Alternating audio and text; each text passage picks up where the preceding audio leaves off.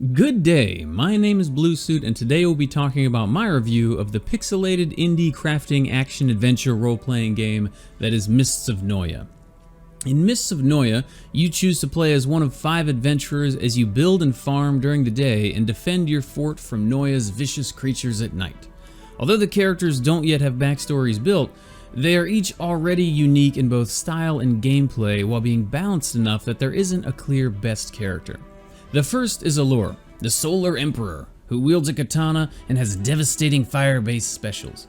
The second is Nin, the Sea Tamer, one of 2 ranged characters in the game. She uses water-based attacks, can heal, shield, and summon a very useful water elemental.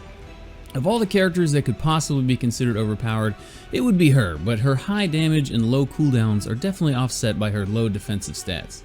The other ranged character is Lance, the Arcane Hunter. The most difficult character to me, Lance uses a bow and arrow, giving him much more range than the rest of the cast, but also much more precise hitboxes to land on foes. It can be rough because once night comes, enemies can swarm you from all directions. Next up is Reese, the Paladin. Definitely the most identifiable archetype among the characters.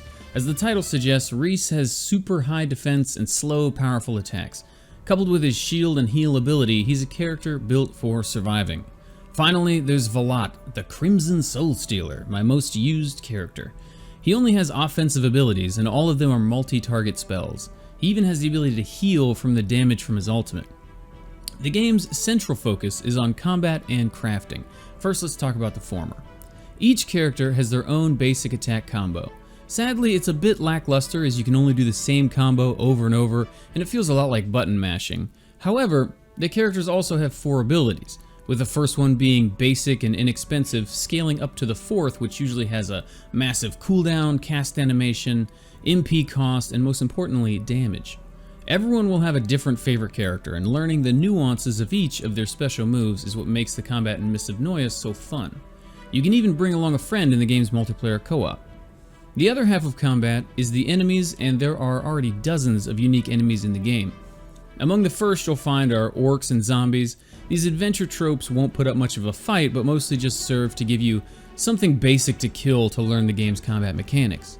But venture far enough outside the fort, or wait for night however, and you will soon see some of the more imaginative creatures of Noyah. Sand bandits riding giant killer wasps, imps summoning medusas, and creepy tentacle monsters are just a few of the difficult enemies you're going to need to overcome, and I'm excited to see what else developer Pyxeralia comes up with in these early access days. Part 2 of the game's central focus is crafting.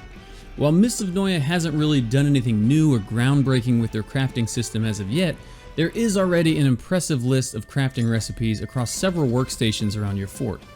And even the beginner recipes require quite a bit of materials, so getting into those late game OP items is going to take at least 20 plus hours of playtime. Which leads me to talk about gear.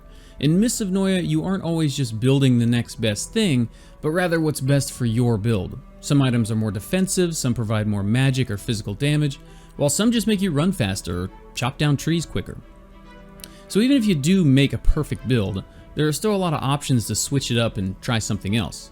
I couldn't find any options for making loadouts, but with the gear system the way it is, the game would undoubtedly benefit from that. One final important note about gear: in the current state of Mists of Noyah, you don't lose anything on death, inventory or otherwise. In fact, even if you switch characters, you still have the same items equipped. This was strange to me at first, but the more I played, the more I wanted to try out different characters at different power levels. I'd get all this great gear on Valat and then think, hey, I bet Lance would be really fun now that I'm strong, and I'd be right, and it was fun. A couple hours later, I would switch characters again and have a renewed respect for them, all without ever having to swap gear or re-equip anybody. I'm really enjoying Mists of Noyah, and I definitely recommend picking it up at some point, but there are 3 early access related reasons why some players might want to wait. The first is bugs. While it did have a very glitchy, unstable launch, Mists of Noyah has gotten almost everything ironed out, and the bugs really shouldn't be anyone's concern anymore. The only things I ran into were some enemies getting stuck in the floor, and that one time that enemies just stopped spawning on the entire map. Number 2 is that there are still a lot of features that are under development. There's currently not a story built, or talent trees, or enemy factions and buildings, and there's only one NPC. That being said, there is still a lot to explore and do, especially considering that it's only a month into early access. And number 3, which is probably the most impactful for me, is that the controls don't seem as responsive as they should be, especially when using a controller. Holding right or left on the analog stick with even a little bit of downward tilt seems to just register as a crouch. Jumping and attacking both have lag, and there doesn't seem to be a way to get down a ladder smoothly. It's not terrible by any means, but they've definitely left some room for improvement. Right now, you can pick up Mists of Noyah on Steam for $20 in early access. And while it's not currently worth that, it's off to a great start, and I do genuinely believe it'll be worth even more than that at its full release. However, in its current state, with all the gear to craft, enemies to fight, and dungeons to spelunk, I'm valuing Mists of Noyah at $15, but I'm excited to see that value rise as it develops. I hope you enjoyed this review of Mists of Noyah.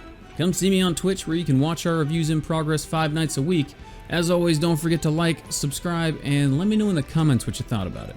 Until next time, peace!